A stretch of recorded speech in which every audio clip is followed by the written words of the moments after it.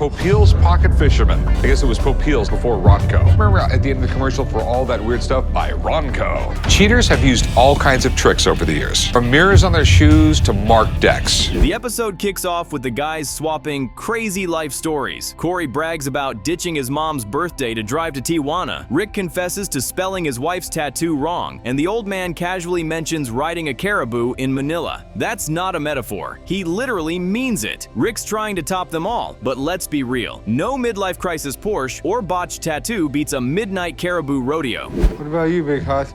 Left my mom's 40th birthday at 1 o'clock in the morning and drove straight to Tijuana. Before Rick can defend his honor, a seller walks in with the ultimate piece of 70s nostalgia, Ron Popeel's Pocket Fisherman. Rick lights up like a kid at Christmas. I had one of these as a kid, he gushes. The seller jokes, well, you can use it out here in the desert. There's lakes, right? He's got 2 in the box, both pristine, complete with the warranty. It's like someone bottled up Rick's childhood memories and brought them to the shop. A Pocket Fisherman. Yeah, These things actually work. I had one of these when I was a kid. I loved it. Rick nerds out about Popeel's genius. He explains how Ron Popeil was the original infomercial king. Call now and you'll get 2 for the price of 1, and even invented the spray-on hair product. The seller laughs, admitting he could use some himself. Rick shows off how the gadget works, carefully pulling the rod out and demonstrating the cast. See? Ready to go fishing. Then he promptly stabs his own hand on the hook. Smooth Rick. You know, call now for da-da-da-da-da-da. Yeah. And everyone knew what Ronco was.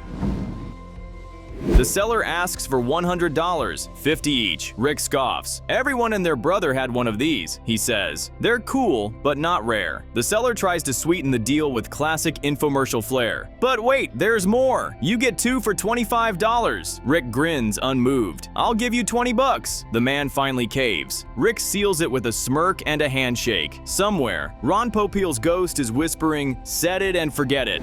I mean, I've got 2 here. But wait, there's more. You even had the pocket clip. You could...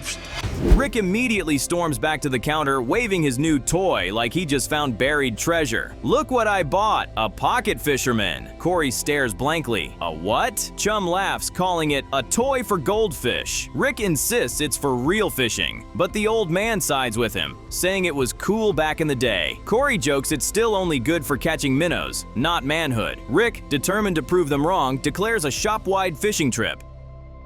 The old man just too cheap to buy you a regular fishing pole? No, it was cool back then. No, it wasn't. It's still cool, son. Before the rods even hit water, Chumlee P1 gets distracted by a guy bringing in a 1920s Babe Ruth baseball glove. The seller claims it's worth a few thousand. Chumlee gives him that skeptical smirk we've all seen before. He inspects it and admits it's in great condition, but that Babe Ruth embossing is the big question mark. The seller shoots high at $1,000. Chumlee counters $350. The guy pleads for $800 and they finally land on $425. A grand slam, maybe a solid double. I think the glove's worth maybe a couple $1,000, but if I got 4 1/4, I'd be happy. Cut to the big day. Rick, Corey, and Chumlee hit the lake for their fishing showdown. Rick swears it's about bonding, but everyone knows it's a competition. Chum arrives armed with snacks and beer. Corey's just there to prove Rick's a terrible angler. Within minutes, they're tangled in lines and egos. Corey snipes, "You sure this isn't fly fishing, old man?" Rick snaps, "That's not a fly, that's a worm." The fish are probably laughing underwater. Did we bring some popcorn? Because I think I'd rather feed the ducks. No, we did not. All right, let me show you how a master cast. Things go downhill fast. Rick's bobber floats away. Corey loses his reel, and Chum gets bored enough to feed the ducks. Rick grumbles, "This was supposed to be relaxing." Corey shoots back, "You're the only guy who gets stressed fishing." Rick tries meditating, muttering about patience and philosophy, but it's hard to be one with nature when your son's mocking you with a beer in hand. This fishing trip's sinking faster than Rick's bait. Only Corey and Chum could ruin a day of fishing. I just tried to have a good time with you guys. Relax, Dad. Be one with nature. Back at the shop, a woman strolls in, holding what looks like a brown meteorite. Rick's eyes light up. Space stuff sells big. She says it's been to museums, and even a meteorite man, but no one knows what it is. Rick calls it a petrified spaceship. She hopes for great things. He calls his geologist buddy, aka the Beard of Knowledge. The suspense builds. Could this be the rarest find in Pawn Star's history, or another cosmic disappointment? Okay. Some are even saying something ET. So who knows? It's a mystery. You know, it could be a petrified spaceship.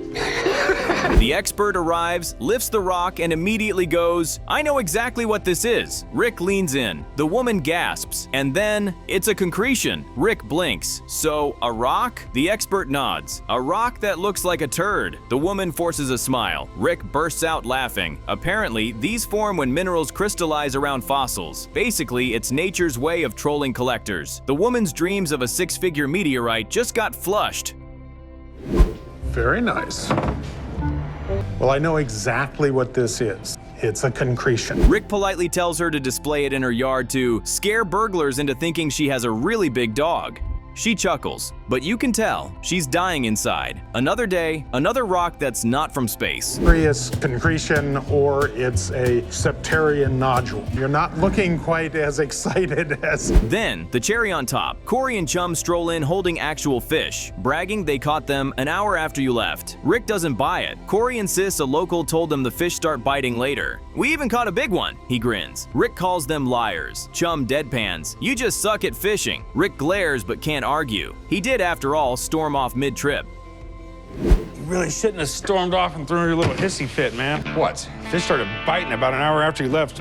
Rick tells them to enjoy their fake fish, but Corey hits him with the finishing move. "The way you handle a rod, maybe try that Pocket Fisherman you bought." Chum cackles. Rick rolls his eyes, muttering, "It's not a competition." Corey fires back. "Then why are you mad you lost?" Classic Pawn Stars. Turns out the real catch wasn't fish. It was the humiliation Rick reeled in along the way. Giant fish that me and Chum caught that you didn't catch any of. It's not a competition. It's about having a good time.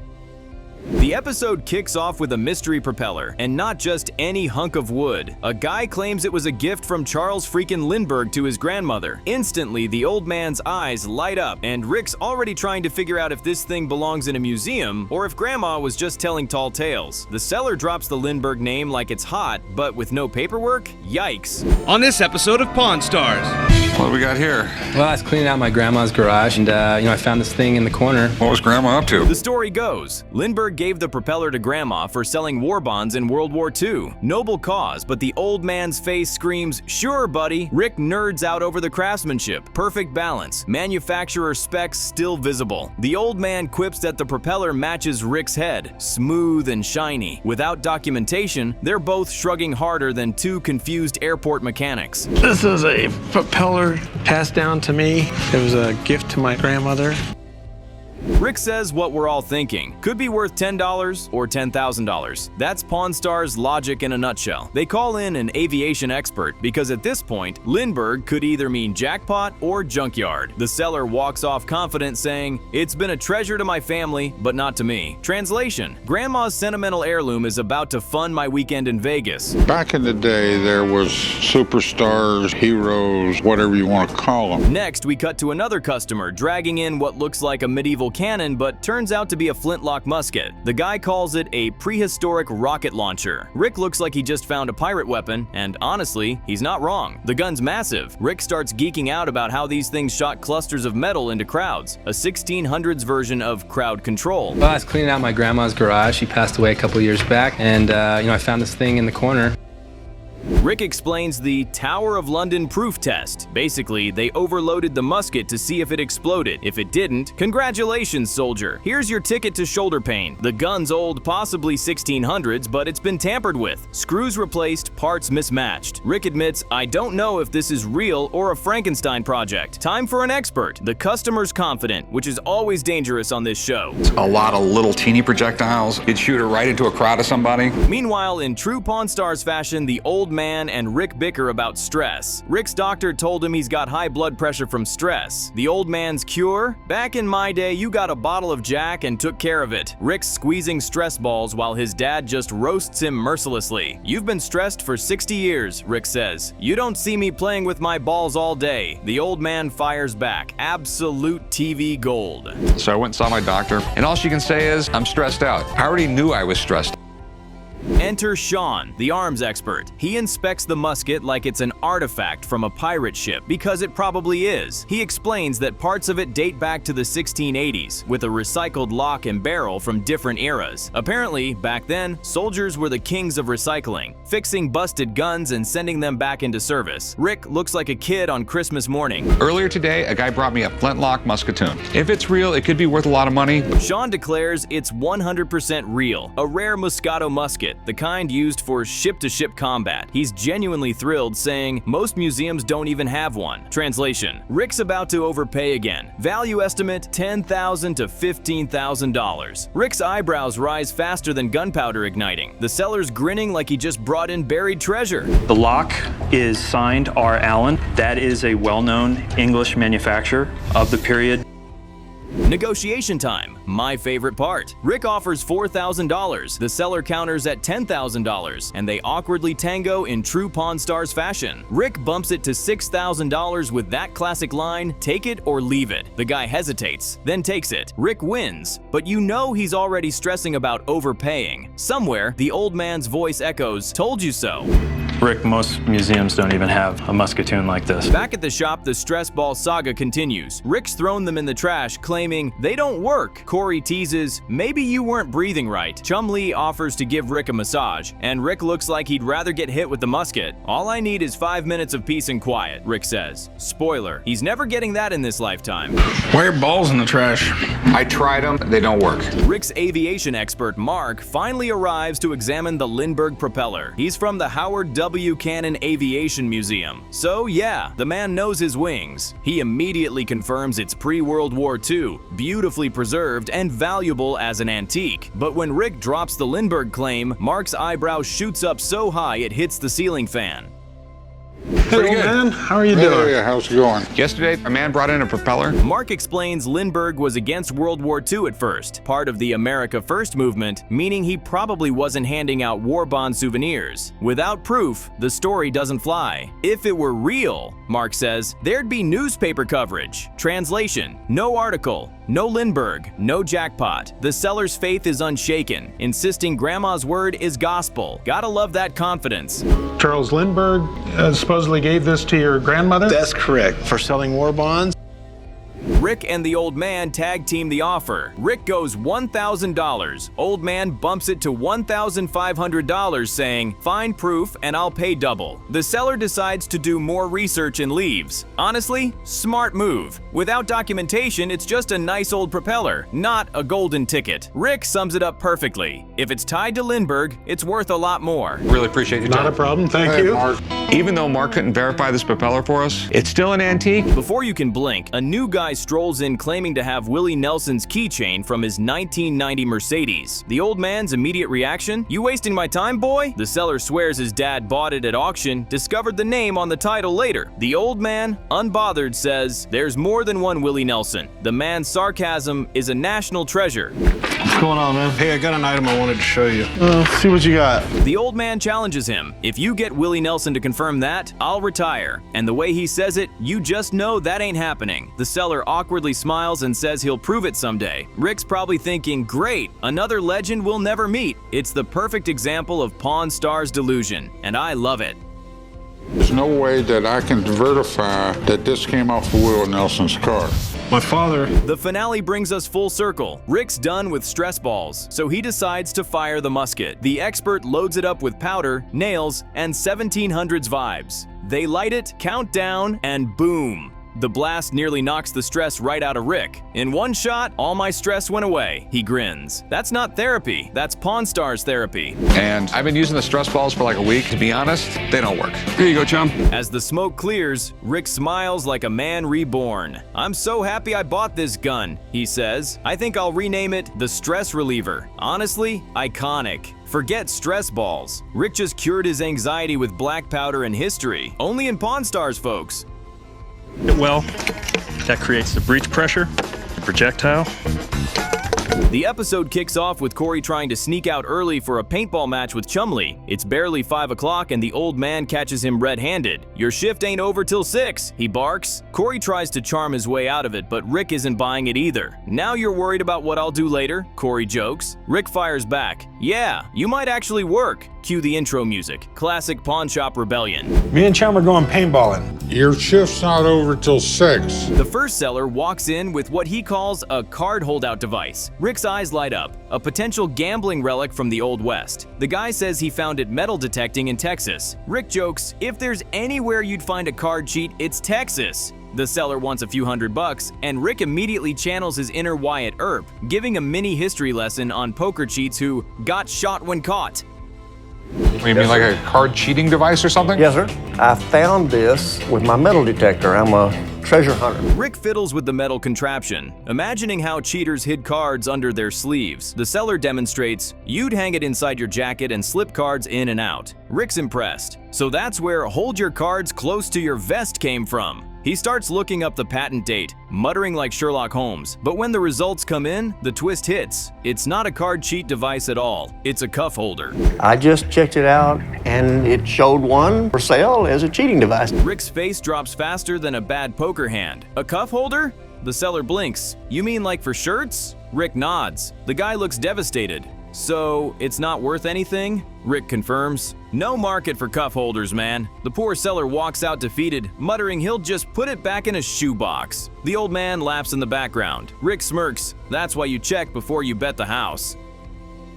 Then they would have some sort of device to hold it to your shirt. It's not an antique cheating device. Then Corey limps into the shop, looking like he fought a war. His wrist is bandaged, his ankle's twisted, and his pride's bruised. Chum brags, "I backed him into a corner. He tripped over his shoelace." Corey protests it was just bad luck. Rick laughs. "That's karma for leaving work early." When asked if he kept shooting after Corey fell, Chum admits, "Yeah, once. In the head." The old man doesn't even flinch. "You took off early yesterday. Don't think you are today." Well, me and Chum were paintballing and messed up my wrist and twisted my ankle.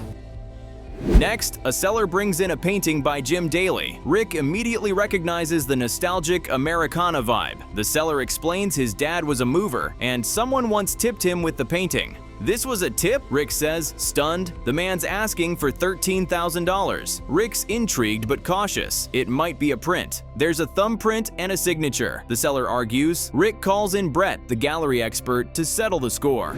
You know, my dad lost like 40 or 50 pounds and grew a mustache. He'd look a lot like that. Brett examines it closely, giving an art history crash course. Daley's work focuses on small-town, pre-World War II America, where nostalgia meets skill. Brett flips it over, studying the paint on the canvas edge. "It's not a print, it's a one-of-a-kind original," he declares. Rick grins. Brett estimates $10,000 to $15,000 retail value. The seller beams, already picturing payday. I have a friend who owns an art gallery, and I think he's actually still here. He was down here looking at some other stuff for me, so.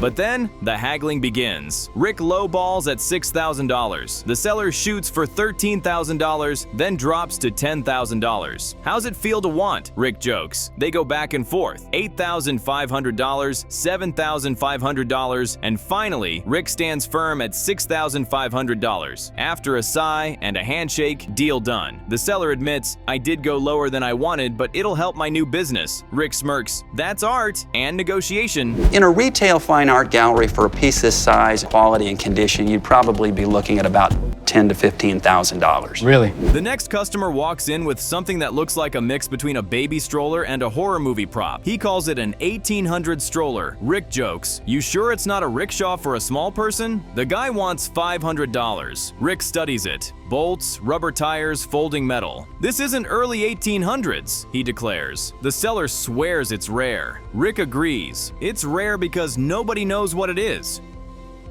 All right, yeah, it's definitely different. Rick admits he's stumped. "I don't even know who to call about this thing." The seller finally confesses he paid $2.50 for it at auction. Rick laughs out loud. "Well, I'll give you 10. The guy pushes for $30. Rick counters $20. They shake hands, and Rick mutters, "I just paid $20 for something I can't even describe." Somewhere, Chumlee's probably Googling demon baby stroller. Every once in a while I run into this, I just get completely baffled, and I don't even know who to call. Meanwhile, Corey, still limping, heads out back to meet a seller with a custom rat bike. It's part motorcycle, part scrap metal sculpture. The guy proudly declares, "It'll beat anything you've ridden." Corey's eyes light up. "I'll take that bet." The seller's asking $15,000, explaining every part was custom built from random car pieces. "My taillight? 1954 Chrysler Hemi-valve springs," he boasts. Corey's impressed but cautious. "It looks cool but screams liability." Oh, that's nice, man. This is my hardtail bobber rat bike. Corey calls in his friend Chris, a vintage Harley expert with the best hair in Vegas. They fire it up, and surprisingly, it runs great. Chris says it's well built, but warns it's too niche to resell. "You'd need to find a buyer who loves it exactly like this," he says. Market value, $6,000 to $8,000 tops. The builder frowns, saying it costs $15,000 just in materials. Corey sympathizes, but still offers $5,000. No deal. So what I need to know is, what are these bikes going for these days right now?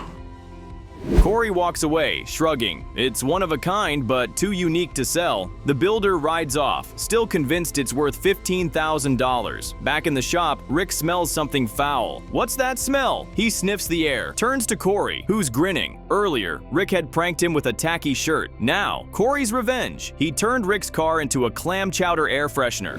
What does that smell? Oh, The episode kicks off with Chumlee bragging about his new fitness journey, telling Corey he's going hiking this weekend. Corey's unimpressed, saying, "You didn't even enjoy it last time. You were whining the whole way." Chum defends himself, insisting it'll be different this time. The old man chimes in with, "Back in my day, I walked 2 miles to school," prompting Corey's savage reply, "And that was before you had shoes, right?" The banter sets the tone. Same old pawn shop chaos. "I'm going hiking, get my workout on." good for you, Chum. It doesn't even sound like you'd enjoy it. Last time we were walking in the desert.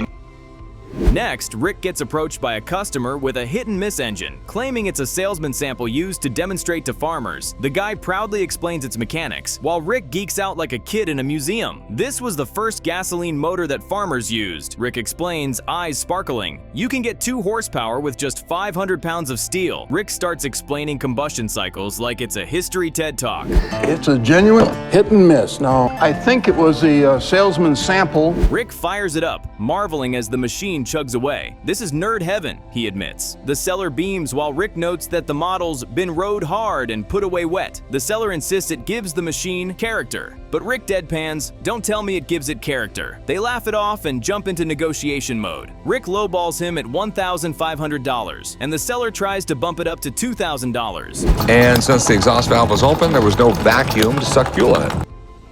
Rick works his magic and meets the seller halfway at $1,800, sealing the deal with that smug smile that says, "I just scored big." The seller's torn between pride and regret, mumbling, "Maybe I priced it too low." Rick doesn't care. He's already picturing where to display his new mechanical toy. The seller would probably call it junk, but Rick's too busy feeling like Thomas Edison's cooler cousin. It's far from a new model, and I need to resell it. Back inside, Chumlee pesters Corey to hike with him again. Corey grumbles but agrees, saying, "Fine, but don't call me at the crack of dawn." Chumlee promises to pick him up at 8 o'clock sharp, which means, obviously, 7:15. The old man overhears and suggests he should go too. Corey jokes, "We'll carry you, Grandpa." Chumlee nods. "Yeah, I'll get you something to ride." Famous last words.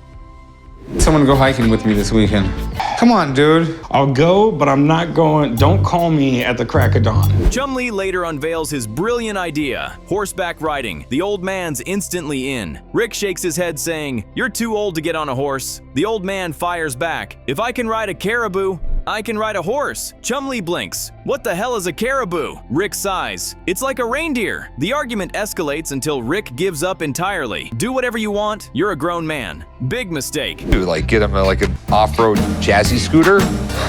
Meanwhile, a new customer walks in holding a Turbo Man action figure from Jingle All the Way. Chumlee lights up like it's Christmas morning, quoting Arnold Schwarzenegger lines. "Does he have to terminate someone to get the toy?" he jokes. The seller explains how the toy sold out nationwide in 1996, just like Tickle Me Elmo that same year. Came out in 1996 along with the movie Jingle All the Way. Jingle All the Way. Have you ever heard of this? The collector wants $150 each, but Chumlee's not having it. Toy expert Johnny Jimenez stops by to inspect them, confirming they're in pristine, case-fresh condition. Still, he says the nostalgia market isn't huge, maybe $300 total. Chumlee offers $175 for both, joking, "It's not Tickle Me Elmo." The seller agrees, laughing that his wife just wanted them gone anyway. Another tiny win for Team Chum. Is there a big market for Turbo Man? If you didn't watch this movie, you didn't really know who Turbo Man was. Cut back to the shop where a seller walks in with an 1864 Lincoln & Johnson campaign poster. Rick immediately nerds out, explaining how Lincoln's 1864 election happened in the middle of the Civil War. Normally you'd delay the vote, he says, but Lincoln still ran it. That's integrity. The poster's faded though. The reds are pink, the yellows are beige. Rick's not sure if it's genuine, so he calls in Mark, his historical documents expert. Just goes to show that no one ever remembers the name of vice president. You're right. Mark inspects it and confirms it's authentic. A genuine Currier and Ives print from Lincoln's re-election campaign. Rick's thrilled, but the expert points out it's badly faded and water damaged. In pristine condition, it'd be worth $9,000. Rick offers $500, eventually bumping to $600 after some pleading. The seller reluctantly agrees, thrilled to have found history in a garage sale. Rick smiles, already hearing Lincoln whisper, "You did good, son." I think this is an original 1864 Currier and Ives campaign poster. Then comes the grand finale, the horseback riding adventure. Chumlee's hyped, Rick's suspicious, and Chumlee's terrified. They show up expecting scenic trails and mountain breezes, only to find a suburban horse pen near an apartment complex. Chumlee grins sheepishly. "I didn't want to take the old man too far?" Rick glares. "You call this the great outdoors?" Chumlee utters, "We could have just gone to a petting zoo." For once, Chum had a great idea for us all to go horseback riding.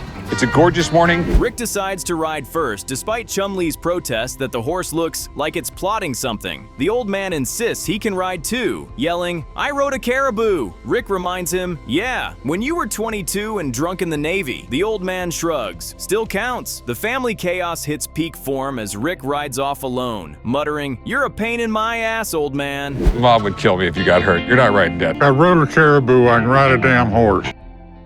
As the credits roll, Rick's still circling the pen, the horse looking just as bored as he is. Chumlee cheers, Rick laughs from the sidelines, and the old man just smirks, satisfied. The moral? You can't teach an old man new tricks, but you can definitely make him pay for them. Vegas heat, family drama, and one confused caribou, it's all just another day at the gold and silver pawn shop. In my ass, Ricky. Hey, come on, girl. Come on, boy. Come on, girl. Come on, boy. Come on. The episode opens with donuts, and not just any donuts. The guys are arguing about which one Rick will pick. Corey bets on chocolate, the old man says plain, and Chum insists it'll be glazed. They even make a bet out of it. Losers pay for lunch. By the time Rick walks in, they're hovering over the box like gamblers at a racetrack. Rick instantly senses something's up. "What kind of laxatives in these donuts?" he grumbles. Sweet. I always take donuts. But I'll leave the plain ones for Ricky. Rick refuses to touch them, and the crew gets more desperate by the second. The old man tries to play it cool, pretending to eat one just to tempt him, but Rick doesn't bite. "Something ain't right," he mutters. Corey sighs. "Just eat a damn donut." The whole situation feels like an interrogation scene. 4 men, 1 box of donuts, and a ridiculous amount of tension. Welcome to the gold and silver pawn shop, where even pastries spark drama. Just eat a donut, Grandpa. Eat 10. Good donut. Then a customer walks in with something that immediately shifts the vibe. A small test piece from the Spruce Goose, Howard Hughes' legendary wooden airplane. The seller claims it was used in engineering the real plane. Rick's eyes light up. "This was one of the most insane feats of engineering ever," he says, clearly in nerd heaven. The seller wants $10,000, saying he needs the cash for a trade show. Rick's skeptical, but intrigued. Be the least of my worries. I have a trade show coming up, and I could really use the money to help me. Rick launches into a mini history lesson. During World War II, aluminum was scarce, so Hughes built the largest airplane ever, entirely out of plywood. It was supposed to carry 750 troops or 1 tank. Rick explains, eyes wide. The seller beams, and it actually flew for about a minute. Rick nods, impressed, but when he asks for documentation, the seller only has a letter from a previous owner. Rick sighs. That's not exactly a certificate of authenticity. One of the engineers that worked on building this passed away. Chumlee called Mark Hall Patton, the resident museum guru. Mark arrives like a history wizard with a beard full of secrets. He explains the real name was the Hercules HK1, not Spruce Goose. He even demonstrates how laminated plywood worked under pressure and heat to make aircraft parts strong. So this could actually be a test beam from Hughes's design, Mark confirms. Chumlee grinned, but you know what's coming? Mark doesn't appraise value. This guy came in with a test piece from Howard Hughes' massive plane, the Spruce Goose. Corey delivers the bad news to the seller. We can do $200. The guy looks like he's been slapped with a wing. $200? He gasps. Corey shrugs, explaining that since multiple engineers took home similar samples, it's not that rare. The seller, still stunned, says it's a sign to keep it. Translation: he's not selling for pocket change. Corey later jokes that Howard Hughes probably would have flown off with the thing himself. That you'll never get out of me, you know that. The test piece is an interesting piece. It's kind of nice. Just when Rick thinks the chaos is over, in comes a man with 6 Stephen Fishwick portraits: Elvis, Bob Marley, Picasso, James Dean, Sinatra, and one that kinda looks like a bald Rick. Chumlee bursts out laughing. That's you, Rick! The seller explains they're limited edition Jickley prints worth $500 each. Rick rolls his eyes, saying, limited edition means 300 copies of the same painting. Still, he admits they're cool. An image of you. Because he's bald.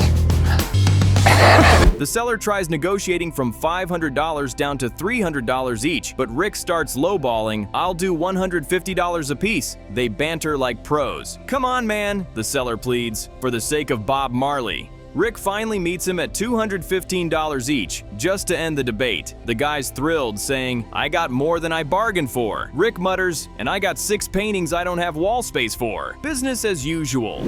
Just to make it short and sweet. Okay, that sounds like me. All right, I like that. I'll give you $200 a piece. I'll give you $1,200. Meanwhile, the donut war continues. Corey's determined to win the bet, waving the box in Rick's face. Pick one, anyone, he pleads. Rick's suspicious. You guys are acting like you put poison in them. Corey finally cracks, confessing, we just bet on which one you'd pick. Rick shakes his head, disgusted. You guys are down to betting on pastries? That's pathetic. Then he walks away, leaving them speechless. Petty victory achieved.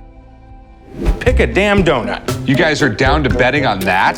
Just pick a donut. Before anyone can recover, a man walks in with a miniature model of Joe Robbie Stadium, home of the Miami Dolphins. It's a stunning architectural model made of corkboard and balsa wood. Rick's impressed. How'd you even get this thing in here? The seller explains it was commissioned in the 1980s to sell the idea of a new stadium to fans. He wants $12,000. Rick whistles. That's Dolphins money, not pawn shop money. Very carefully, man. All right, so what in the hell is this? Rick calls it amazing, but reminds the guy it's not easy to sell stadium models to casual collectors. I mean, who's got room for this in their house? He jokes. The seller argues it's historic, built for Joe Robbie himself. Rick counters, yeah, but the Hall of Fame didn't write you a check. Ouch. The seller pleads for $8,000. Rick fires back $6,000. After some awkward silence, they shake hands. Another lowball success story. Man, the best thing you have to look at is a copy of the Dolphin Stadium? As the seller leaves, Rick turns to Chumlee and says, now what am I supposed to do with a stadium the size of a coffee table? Chumlee grins. We could use it for fantasy football. Rick glares. You'd lose that too. Corey laughs from behind the counter, yelling, hey Dad, you should have bet a donut on it. Rick's glare could melt metal. The day started with donuts and ended with a stadium. Vegas logic at its finest. How about 8?